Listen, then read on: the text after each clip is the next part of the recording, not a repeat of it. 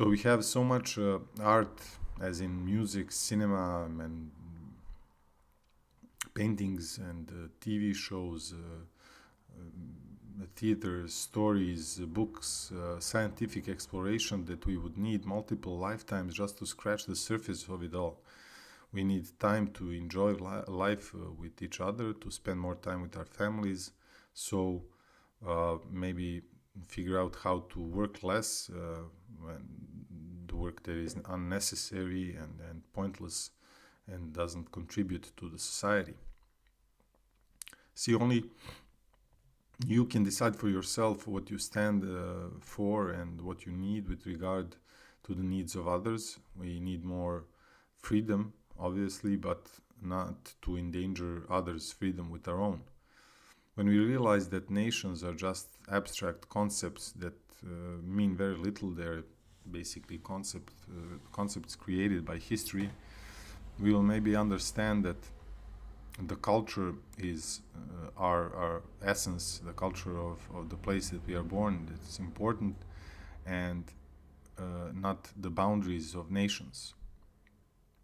We need to understand that this connectedness is also something that is in a certain way brings us closer, but together, and makes everybody in a certain way more invested in other people's lives. And we are like living in a village, a small town, and trying to figure out what the other uh, guy or whatever is doing. So that's something that is a part of this electric or electronic age that we are living in. It has its obviously positive and negative impacts on all of our lives, and we share fun and beautiful and funny things, but we also can use that as a platform for a dialogue, communication, and maybe even for future developments of our societies.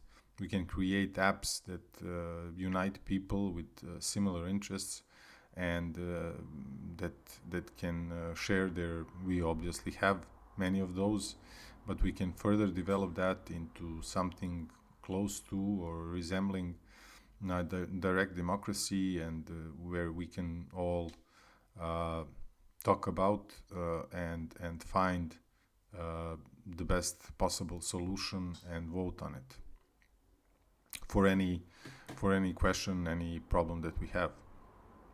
If we are going to live in something resembling an organized society, the other way would be probably anarchy. Anarchy, every man for himself, and I'm not sure how that would work out. I'm not sure how anything would work out, but I believe this first solution is a better one, one where we um, organize and find the best possible solution for the everybody who is uh, has interests in a certain problem.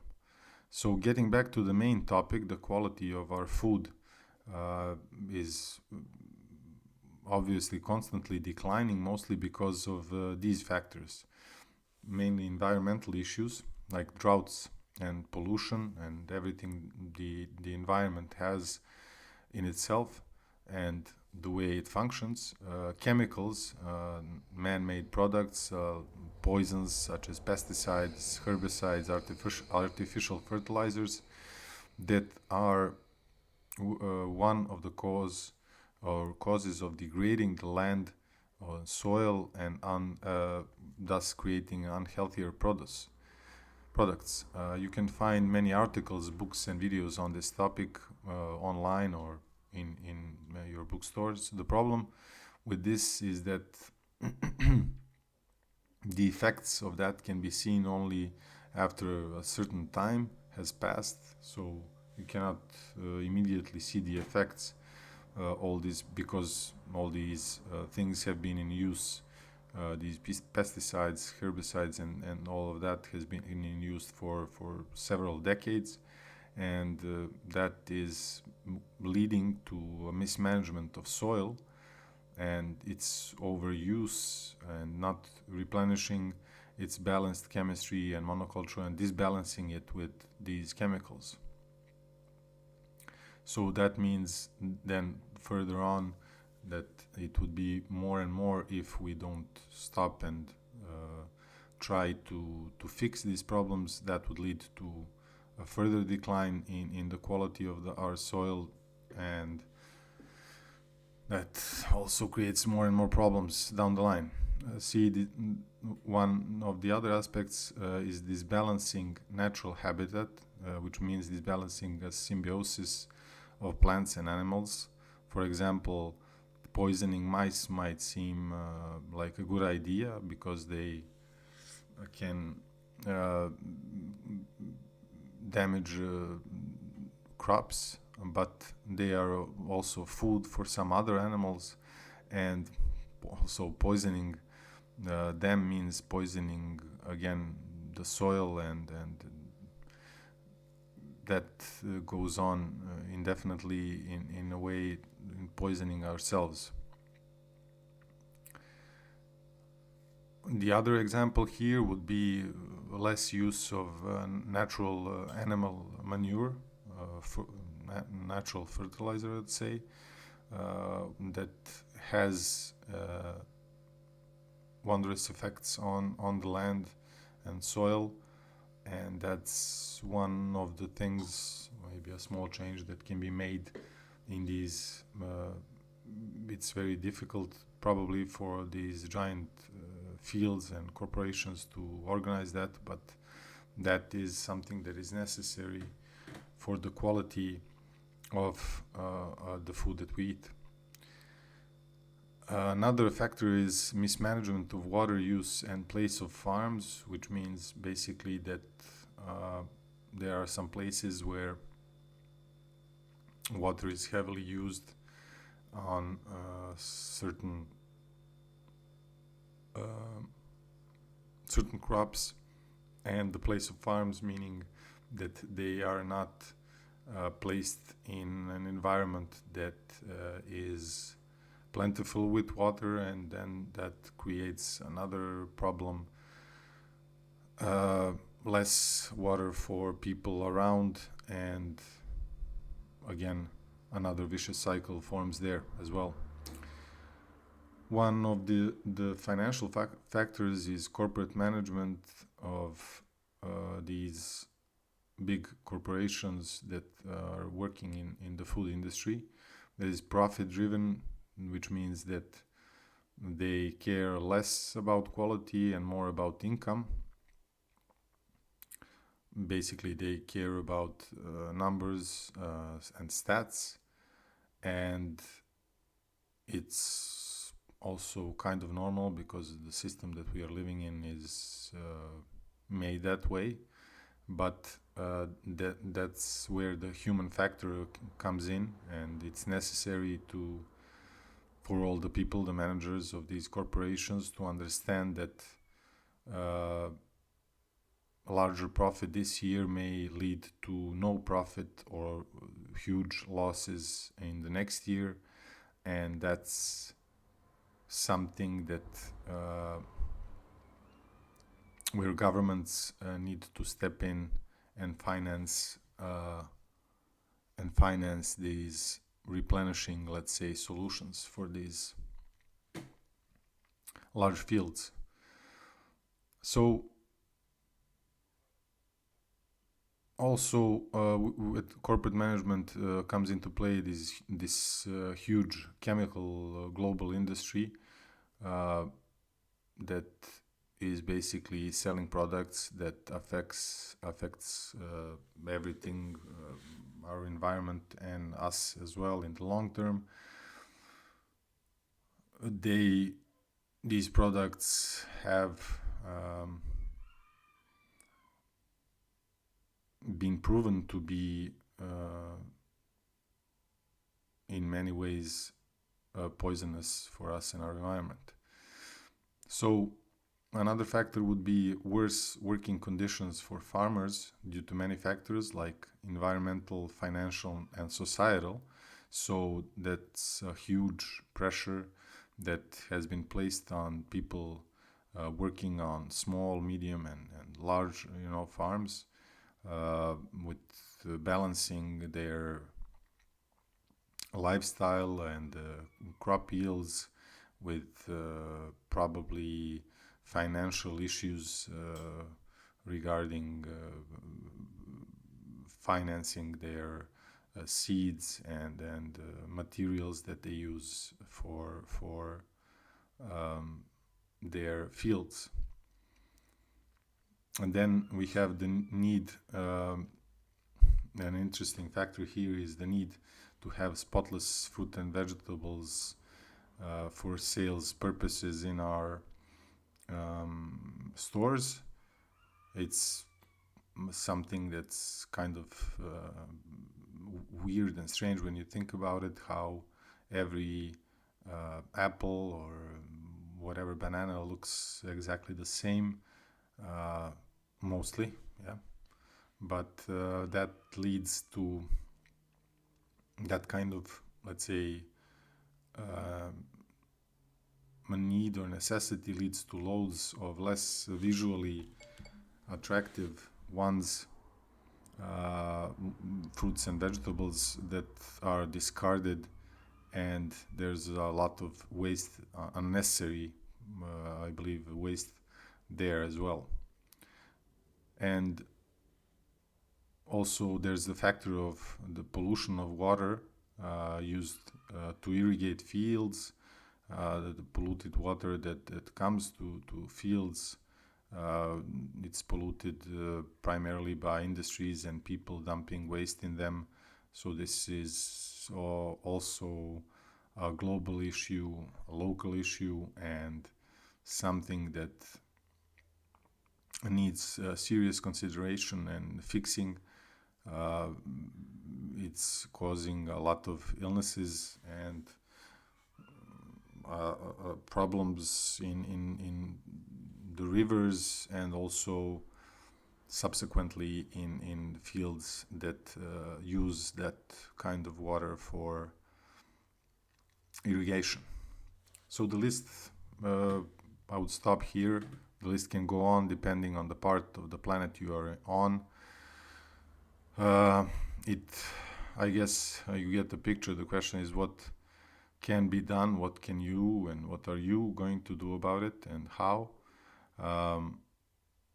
You see, there are many ways in which all of us can contribute to this. One of it is talking about these issues firstly. Then after we talk about them, we can find solutions, put pressure on the institutions to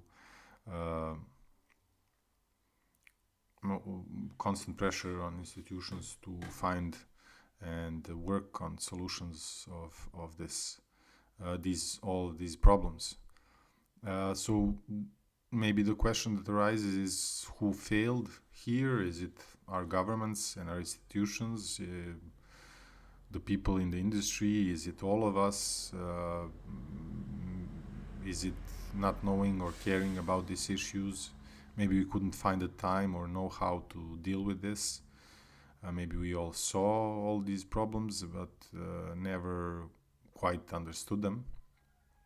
So we need to listen to our farmers and try to help them as much as we can, but for real, like not just with our thoughts and prayers. Obviously, sometimes that is not enough, but with our hands, voices, and finance. See, farmers need to, on the other hand, speak up about their issues, and they need to try to organize themselves, and we can help them by getting their message across. See, for example, here where I am, we have this newfound disease of pigs, and now we are decimating the entire countryside with this, and this is a new issue that has occurred, and that people probably don't know much about, and they don't quite understand what's going on there. There are probably some interests here, uh, whether corporate interests or some higher interests than that. But the thing is that we are putting people's livelihoods at stake here, and also our own food supply, and thus our, let's say, existence. So we need to fight mostly for the ones that cannot be heard, maybe in the mainstream media, and that is in the first place our plant and animal life. We also need to realize that they are a part of us as much as we are a part of this planet, and that wildlife is heavily burdened by our lack of empathy and understanding of our own influence on our environment. We can all perhaps understand how delicate the balance of an ecosystem is, and that means that if we destroy or kill just one species, like for example the bee, what kind of impact that would have on our life and lives of our children. You can also find some information about that and how they have been massively destroyed by these modern pesticides and herbicides, and they are very intolerant to all these chemicals, and just like many other species are. So if you don't know about all these issues, and about that one in particular, it's the influence of something like that, it would be disastrous, because the bees are the ones keeping plants constantly reproducing and evolving, which means then other animals do the same just like us. So you see, this is one of the chains, the natural chain of our environment, that everything goes with everything else and influences everything else.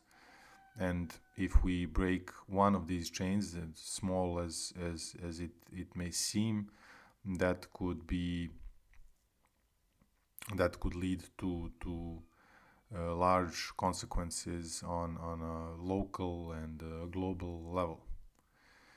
I understand that all of these things that I have been talking about here might seem overwhelming and difficult to grasp, but you alone need to find a way to understand this, to try to figure out what your role in all of this is, and to fight for a better future for yourself and everyone you care about. These issues are not just the issues of the people living in the countryside and working on farms, but they are of interest to everyone,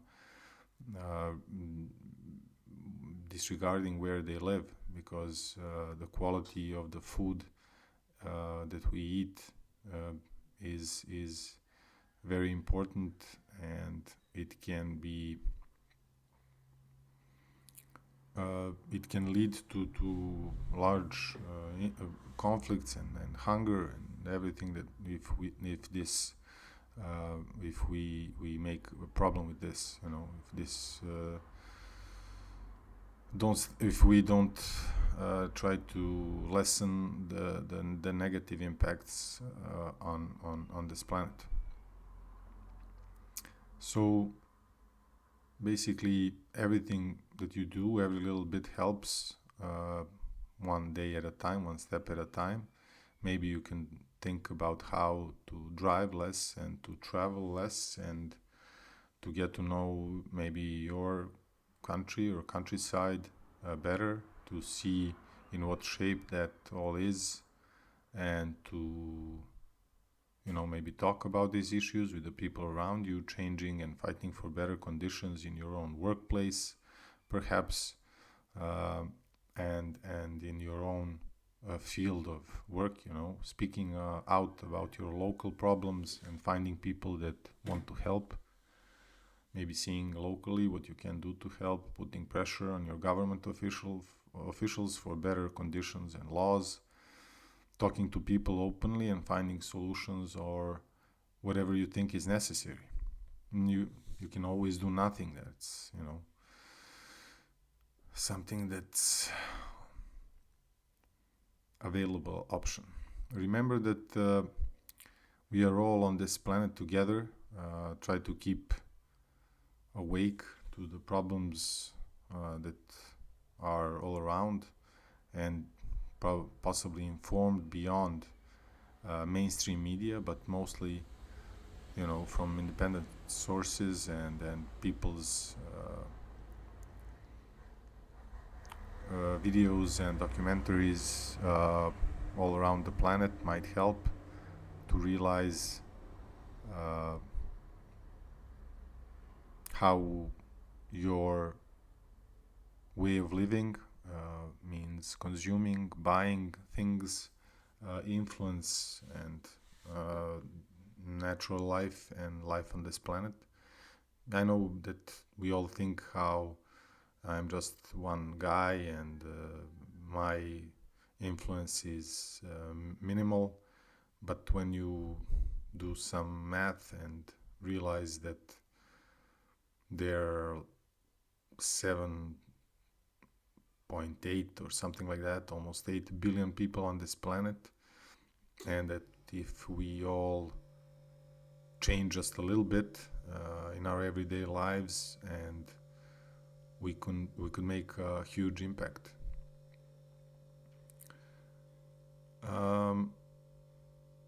See, this world of information and disinformation, it's very difficult to figure out what is true, what is not, and that's a struggle of the modern age. So sometimes the quality of the information might save somebody's life and maybe save lives of thousands and millions of people and whatever, but we need to openly discuss the issues that we have, to figure out the root cause or causes of this, and to work together on resolving these issues. Also keep in mind that kids are now also connected to the internet and all the data on there, and that they're basically watching what we are all doing, and maybe for now no other reason, but for that we need to try to be better role models for them. Keep safe, all the best, and live long and prosper.